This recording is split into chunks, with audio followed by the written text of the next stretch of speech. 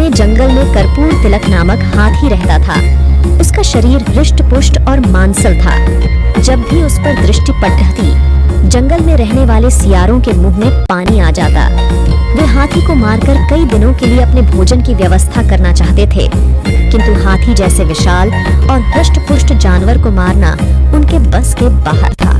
अन्य सियारों की मंशा जानकर उनके दल के सबसे वृद्ध सियार जैकल ने एक दिन सभा बुलाई और बोला, मैं एक ऐसी युक्ति जानता हूँ जिससे हम इस विशालकाय हाथी का काम तमाम कर सकें।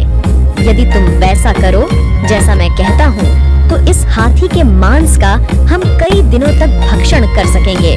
सियारों को यही चाहिए था। वे तैयार हो गए। बूढ़े सियार ने उन्हें युक्ति बता दी।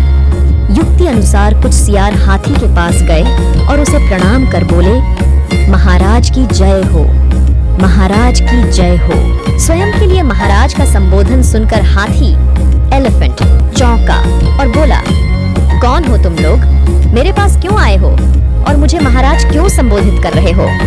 सियारों के दल में से एक सियार बोला, महाराज, हम सियार हैं, इसी वन में निवास करते हैं।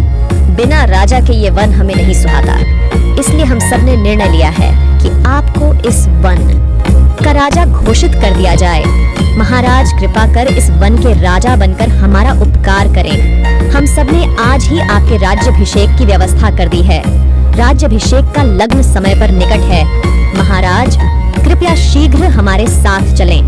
सियारों की चिकनी चुपड़ी बातों में आकर हाथी जंगल का राजा बनने तैयार हो गया और उनके पीछे पीछे चलने लगा।